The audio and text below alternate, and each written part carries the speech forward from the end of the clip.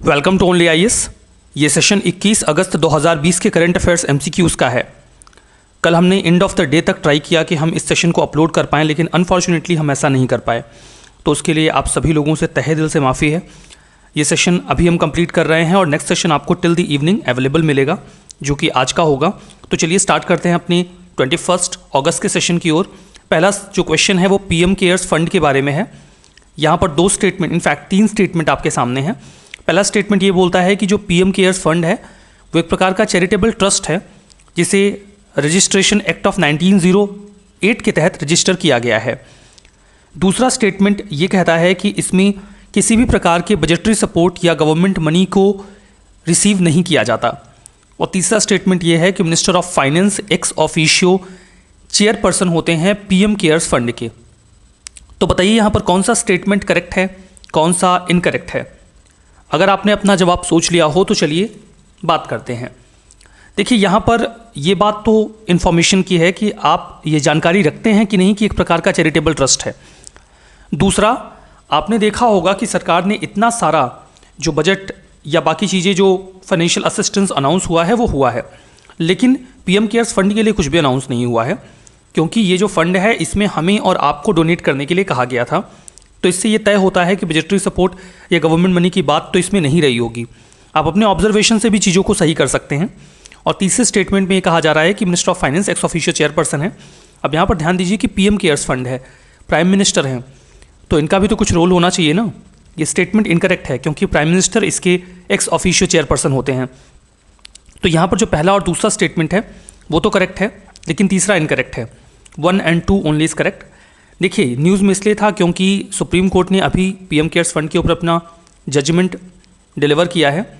इसमें ये बात कही जा रही थी कि जो पीएम केयर्स फंड का पैसा है उसे नेशनल डिजास्टर रिस्पांस फंड में डाल दिया जाए या फिर इसे ऑडिट करवाया जाए। ऐसी कई सारी डिमांड्स चल रही थी, इसी के बारे में प्ली करी गई थी सुप्रीम कोर्ट में।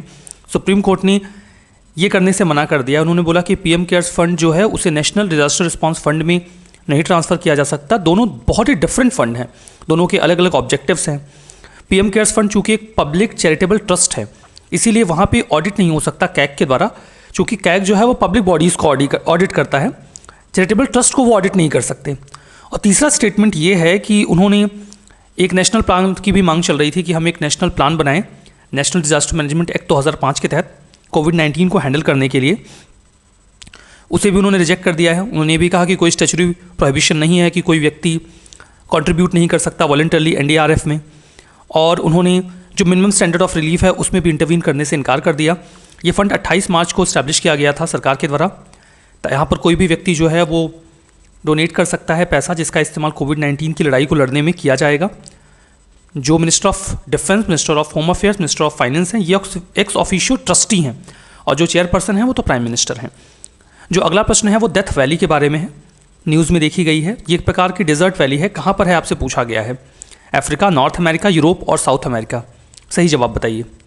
सही जवाब है North America, B correct answer है। न्यूज़ में इसलिए था क्योंकि डेथ वैली में अभी बहुत ज़्यादा टेम्परेचर रिकॉर्ड किया गया है, दैट इज़ 54.4 डिग्री सेल्सियस, या आप इसे 129.9 डिग्री फ़ारेनहाइट भी बोल सकते हैं। ये लोकेशन कहाँ पर है? देखिए न्यूज़ आर्टिकल्स में तो ये भी आ रहा है कि हाईएस्ट एवर रिकॉर्डेड टेम्परेचर है, लेकिन कई सारे डॉक्यूमेंट्स में आपको इससे ज़्यादा टेम्परेचर रिकॉर्डेड मिलेगा। ये विवाद की बात है। बट डेथ वैली की लोकेशन देख लीजिए, एक प्रकार की डेजर्ट वैली है जो कि आपको ईस्टर्न कैलिफोर्निया में मिलेगी। एकदम यूएसए के ईस्ट में आपको कैलिफोर्निया स्टेट मिलता है। इस कैलिफोर्निया स्टेट के ईस्ट में आपको डेथ वैली मिलती है, जो कि मोजावे डेजर्ट के नॉर्थ में है और ग्रेट बेसिन डेजर्ट के साथ अपना बॉर्डर भी शेयर करती है। दुनिया के कुछ गर्म स्थानों में से एक है, जैसे कि मिडिल ईस्ट, सहारा, वैसे ही जो डेथ वैली है ये भी काफ़ी गर्म स्थान है। जो अगला प्रश्न है वो आयु रक्षा के बारे में है। 2 स्टेटमेंट हैं, पूछा गया है कौन सा करेक्ट नहीं है, नॉट इम्पॉर्टेंट है। पहला स्टेटमेंट ये कहता है कि इसे ज्वाइंटली लॉन्च किया गया है all India institute of Ayurveda और दिल्ली पुलिस के द्वारा। दूसरा स्टेटमेंट ये है कि इसका उद्देश्य कोरोना से लड़ाई लड़ना है, जिसमें हम सिंपल और टाइम टेस्टेड जो आयुर्वेद इम्यूनिटी बूस्टिंग मेजर्स हैं उनका इस्तेमाल करेंगे। तो बताइए कौन सा स्टेटमेंट यहाँ पर करेक्ट है, कौन सा इनकरेक्ट है। अगर आपने अपना जवाब सोच लिया हो तो जो सही जवाब है that is D, neither 1 nor 2। इसका क्या मतलब हुआ? इसका मतलब ये नहीं है कि दो के दोनों ही स्टेटमेंट इनकरेक्ट हैं। चूंकि दो के दोनों स्टेटमेंट जो दिए गए हैं वो करेक्ट हैं और आपसे नॉट करेक्ट पूछा गया है, तो सही जवाब डी निकल के आएगा, नीदर वन नॉर टू, क्योंकि दो के दोनों ही स्टेटमेंट करेक्ट हैं। आयु रक्षा एग्जैक्टली इट्स आयुर्वेद रक्षा, मतलब आयुर्वेद के जरिए यहाँ पर रक्षा करने की कोशिश की जा रही है। इसमें जो हम मेजर्स लेंगे उसमें 80,000 जो दिल्ली पुलिस के पर्सनल्स हैं उन्हें आयुर्वेद मेडिसिन प्रोवाइड करवाई जाएगी। अगला प्रश्न digital quality of life index 2020 के बारे में है। किसने प्रिपेयर किया? सर्फसाक, गूगल एलएलसी, ऑक्सफैम या फिर साइबर घोस्ट। देखिए कुछ नए इंडेक्स वगैरह हैं, चूँकि डिजिटलाइजेशन काफ़ी तेज़ी से इंडिया में आगे बढ़ रहा है तो ये अनयूजुअल नहीं होगा कि ऐसे प्रश्न आपसे पूछ लिए जाएं। सही जवाब बताइए। सही जवाब अगर आपने सोच लिया हो तो ए इसका करेक्ट आंसर है। सर्फसाक इसे प्रिपेयर करता है। सर्फसाक्स है क्या? देखिए जो सर्फसाक है ये एक वर्चुअल प्राइवेट नेटवर्क है, वीपीएन, जो कि ब्रिटिश वर्जिन आइलैंड में सिचुएटेड है, ब्रिटेन के। यहाँ पर देखिए ये कई सारी कंट्रीज़ को internet affordability, quality, electronic infrastructure, security, government, इन बेसिस पे मेज़र करते हैं, उनकी रैंक डिसाइड करते हैं। सभी पैरामीटर्स को इक्वल वेटेज दिया जाता है। इंडिया की परफॉर्मेंस देखते हैं। इंडिया ने 9th रैंक अवेल की है इंटरनेट अफोर्डेबिलिटी इंडिकेटर पे, 15 ई गवर्नमेंट पे। टोटल ओवरऑल जो रैंक है वो 57th है। टोटल रैंक तो आपको डाउन दिखेगी, लेकिन कुछ पैरामीटर्स पे हमने बहुत अच्छा परफॉर्म किया है। लाइक इंटरनेट कॉस्ट, अफोर्डेबिलिटी की बात करें तो इंडिया कम्पीट करता है यूएस, यूके और चाइना जैसे देशों से। यहाँ पर इंटरनेट कंपैरेटिवली काफ़ी सस्ता है। ई गवर्नमेंट इंडिकेटर में 15th पोजीशन है, जहाँ पर हम नीदरलैंड्स, चाइना और बेल्जियम से आगे हैं। सिक्योरिटी पे हमने काफ़ी पुअर परफॉर्मेंस दिया है, 57th रैंक है।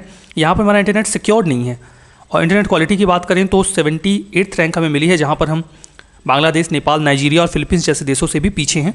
यहाँ पर क्वालिटी काफ़ी ख़राब है, फ्लक्चुएशन बहुत ज़्यादा होता है, कहीं इंटरनेट आपको मिलेगा और कहीं नहीं मिलेगा। अगला क्वेश्चन पॉजिटिव पे मैकेनिज्म के ऊपर है। दो स्टेटमेंट आपके सामने हैं। पहला स्टेटमेंट ये है कि एक प्रकार का फ्रॉड डिटेक्शन टूल है जिसे आरबीआई ने इंट्रोड्यूस किया है। दूसरा स्टेटमेंट ये है कि इसमें हाई वैल्यू चेक्स जो होते हैं 50,000 या उसके ऊपर के अमाउंट के, उन्हें क्रॉस चेक किया जाएगा और उसके मतलब उनसे जिसने उस चेक को इशू किया है, इशूइंग पार्टी के द्वारा। तो बताइए कौन सा स्टेटमेंट करेक्ट है, कौन सा इनकरेक्ट है? Positive pay mechanism. अगर आपने अपना जवाब सोच लिया हो और आपको थोड़ा बहुत आइडिया हो कि इसमें कुछ पे की बात हो रही है, तो आप समझ सकते हैं कि चेक वगैरह को लेकर बात हो सकती है अगर पे की बात है तो यहाँ पर दो के दोनों ही स्टेटमेंट करेक्ट हैं। सी, बोथ 1 and 2 आर करेक्ट। कई बार ऐसा होता है कि लोग फ्रॉड साइन करके चेक लेकर चले जाते हैं और पैसे निकाल लेते हैं। अब इसमें बाद में जो इंडिविजुअल होता है उसे प्रॉब्लम हो जाती है, क्योंकि उसने तो चेक इशू किया ही नहीं होता।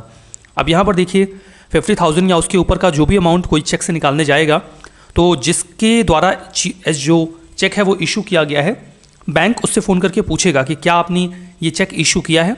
अगर वो हाँ कहेंगे तभी उसे पैसा दिया जाएगा। आईसीआईसीआई बैंक ने इस प्रैक्टिस को 2016 में ही ऑप्ट कर लिया था।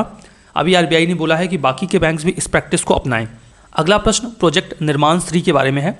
इसका उद्देश्य है कि वुमेन को एम्पावर किया जाए और उन्हें स्किल प्रोवाइड करवाई जाए हाउसिंग सेक्टर में। ये तो आपको बता दिया गया। अब ये बताना है कि इसे लॉन्च किसके द्वारा किया गया है। अब ये मत कहिएगा कि जितना हमें पता था उतना तो आपने क्वेश्चन में ही बता दिया। नहीं, आपको बताना है कि किसने लॉन्च किया है। ऑप्शन है ministry of skill development and entrepreneurship, ministry of women and child development. तीसरा है कि क्या इन दोनों ने मिलके लॉन्च किया है, और चौथा ये है कि इन दोनों में से किसी ने लॉन्च नहीं किया है। बताइए क्या है सही जवाब। अगर आपने अपना जवाब सोच लिया हो तो डी इसका जवाब है, इन दोनों में से किसी ने भी इसे लॉन्च नहीं किया है। लेकिन न्यूज़ में तो कुछ और था। यूके की गवर्नमेंट ने अभी 3 million euro innovation challenge fund India को ग्रांट किया है, मतलब दिया है फंड। ये अभी जो फंड होगा इसका उद्देश्य ये होगा कि जो साइंटिस्ट हैं एकेडमिया में और इंडस्ट्री में, वो जो एक्यूट ग्लोबल चैलेंजेस हैं लाइक कोविड-19 उन्हें हैंडल करें। जो फंड है वो यूके इंडिया टेक पार्टनरशिप को और मजबूत बनाएगा, जिसको 2018 में हमारे और ब्रिटेन के प्राइम मिनिस्टर ने साइन किया था। अब यहाँ पर इसी दौरान प्रोजेक्ट निर्माण श्री भी न्यूज़ में रहा, क्योंकि इस प्रोजेक्ट को यूरोपियन यूनियन ने उड़ीसा और महाराष्ट्र के 4 डिस्ट्रिक्ट में लॉन्च किया था। उद्देश्य वही महिलाओं को एम्पावर करना था हाउसिंग सेक्टर में। इसे इंप्लीमेंट किया जा रहा है हैबिटेट फॉर ह्यूमैनिटी इंडिया के द्वारा, जो कि एक housing focused not for profit organization है। जो अगला प्रश्न है वो टाइफेक के बारे में है। टाइफेक कई बार न्यूज़ में देखा गया। देखिए कई बार जो कोई वर्ड होता है उसके फुल फॉर्म में उसकी सारी डिटेल्स होती हैं। तो अगर यूपीएससी को आपको क्वेश्चन पूछना होता है तो वो आपको फुल फॉर्म नहीं देते, क्योंकि अगर वो दे देंगे तो फिर क्वेश्चन पूछने का मतलब नहीं रह जाएगा। फुल फॉर्म आपको जानना होता है। तो टाइफेक कई बार न्यूज़ में देखा गया है। अब आपके सामने स्टेटमेंट है। पहला स्टेटमेंट ये है कि एक प्रकार का ऑटोनॉमस ऑर्गेनाइजेशन है, थिंक टैंक है, जिसे नेशनल बायोडाइवर्सिटी अथॉरिटी के अंडर में सेटअप किया गया। दूसरा ये है कि ये रिस्पॉन्सिबल है प्लानिंग, प्रमोशन, कोऑर्डिनेशन, और इम्प्लीमेंटेशन को देखने के लिए फॉरेस्ट्री प्रोग्राम कंट्री में। बताइए कौन सा स्टेटमेंट करेक्ट है, कौन सा इनकरेक्ट है। टाइफेक, देखिए यहाँ पर अगर पहला स्टेटमेंट करेक्ट है नेशनल बायोडाइवर्सिटी अथॉरिटी के बारे में, तो दूसरा भी सही हो सकता है। सही जवाब आपने सोच लिया हो तो उसके बाद की हम बात कर रहे हैं, लेकिन दुर्भाग्य से दो के दोनों ही स्टेटमेंट इनकरेक्ट हैं, क्योंकि टाइफेक का बायोडाइवर्सिटी से या एनवायरमेंट से कुछ लेना देना ही नहीं है। ये बिल्कुल डिफरेंट चीज़ है। फुल फॉर्म देखेंगे तो आपको समझ में आ जाएगा ये गलत क्यों है। डी ऑप्शन है इसका। टाइफेक जो है वो एक एब्रीविएशन है technology information forecasting and assessment council का। आप समझ में आ गया होगा कि ये तो कोई डिफरेंट चीज़ है, और वहाँ पे दो के दोनों ऑप्शन बिल्कुल डिफरेंट दे दिए गए हैं जो स्टेटमेंट दिए गए हैं। टाइफेक एक ऑटोनॉमस ऑर्गेनाइजेशन है, थिंक टैंक है, लेकिन ये department of science and tech के तहत वर्क करता है। एनबीए का इसमें कोई रोल नहीं है, नेशनल बायोडाइवर्सिटी अथॉरिटी का इसमें कोई रोल नहीं है। दूसरा अपने आप ही गलत हो जाएगा, क्योंकि इसका एनवायरमेंट से कोई लिंक नहीं है, तो बाकी चीज़ें अपने आप ही अलग हो गई।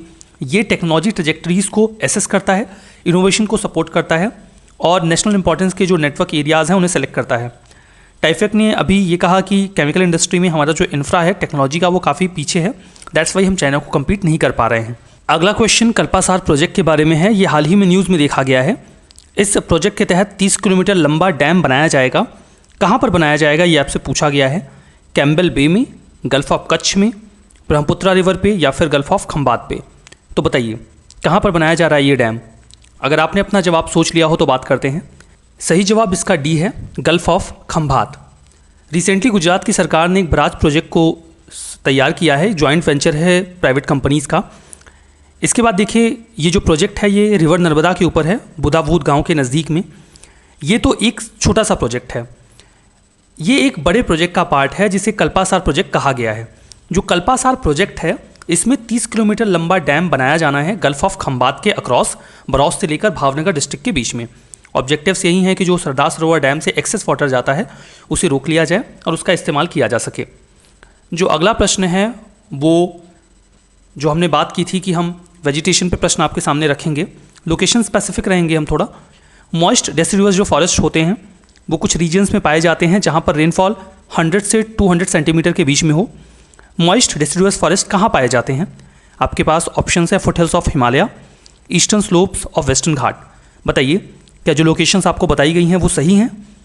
सही जवाब इसका सी है, बोथ 1 और 2 are correct. Moist deciduous forest की क्लाइमेटिक कंडीशन रेनफॉल 100 से 200 centimetre, temperature 27 degree Celsius. Summers यहाँ पर ड्राई होते हैं और ये विंटर और समर के बीच में जो स्प्रिंग आता है वहाँ पर अपने पत्ते गिरा देते हैं, क्योंकि उस समय मॉइस्चर की कमी होती है। ये पत्तों में से मॉइस्चर लेकर उन्हें गिरा देते हैं, बाद में नए पत्ते आ जाते हैं। जो ट्रॉपिकल मॉइस्ट डेसिडुअस फॉरेस्ट हैं वो इरेगुलर होते हैं, इनके जो ट्रीज़ होते हैं वो काफ़ी फैले हुए होते हैं और इनकी अंडरग्रोथ काफ़ी कंप्लीट होती है। इनकी कैनोपी काफ़ी बड़ी और घनी होती है, इनफैक्ट एवरग्रीन फॉरेस्ट से ही भी बड़ी होती है। इनका जो बहुत बड़ा हिस्सा है उसे कल्टीवेशन के लिए क्लियर किया जा चुका है, इसीलिए ये काफ़ी आपको डिस्ट्रैक्टेड मिलते हैं। ठीक है, यहाँ पर देखिए इनका जो डिस्ट्रीब्यूशन है वो दिखाया गया है। जो ग्रीन कलर है आपके मैप में ये इसका डिस्ट्रीब्यूशन है। Foothills of Himalaya, eastern slope of western Ghat, Manipur and Mizoram, eastern Madhya Pradesh, Chhattisgarh, Chhota Nagpur plateau, Orissa, west Bengal, Andaman Nicobar island, यहाँ पर ये फैले हुए हैं। अगले प्रश्न में आपको कुछ इन्फॉर्मेशन दी गई है, like species like teak, axlewood, rosewood, common bamboo, red sanders, laurel, satinwood, ये सब कहाँ पर डिस्ट्रीब्यूटेड आपको मिलेंगे, किस प्रकार के फॉरेस्ट में? ट्रॉपिकल सेमी एवरग्रीन फॉरेस्ट में, मोंटाने विट टेम्परेट फॉरेस्ट में, सब ट्रॉपिकल मॉइस्ट पाइन फॉरेस्ट में, या फिर ट्रॉपिकल ड्राई डेसिडुअस फॉरेस्ट में? बताइए सही जवाब। इसका सही जवाब है D, tropical dry deciduous forest. देखिए जो ट्रॉपिकल ड्राई डेसिडुअस फॉरेस्ट है वहाँ पर 100 से 150 सेंटीमीटर रेनफॉल रिक्वायर्ड होती है, जैसे मॉइस्ट डेसिडुअस फॉरेस्ट में 200 सेंटीमीटर तक चाहिए होता है, यहाँ पर केवल 150 सेंटीमीटर तक चाहिए होता है। मोरलनेस आपको सिमिलर फीचर्स मिलेंगे, बस ये कम पानी में भी रह सकते हैं। एक प्रकार से ये ट्रांजिशन जोन होता है मॉइस्ट डेसिडुअस फॉरेस्ट और थॉर्न फॉरेस्ट के बीच में, जहाँ पर आपको बहुत कम पेड़ पौधे मिलते हैं। अनइवन कैनोपी आपको मिलती है, इरेगुलर वाइट स्ट्रिप हमें देखने को मिलती है हिमालय से लेकर कन्याकुमारी तक, बीच में राजस्थान, वेस्टर्न घाट और वेस्ट बंगाल में लोकेशन आपको नहीं मिलेगी। बाकी जो बताया गया है वो तो सही है। तो चलिए ये चीज़ें आपने देख ली। कोर्सेस ओनली आईएएस पे अवेलेबल हैं, जिन्हें आप video.onlyis.in पे जाके एक्सेस कर सकते हैं।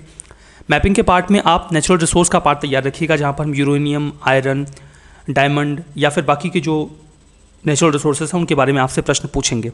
इस सेशन में यहीं पर रुकते हैं। Thank you very much.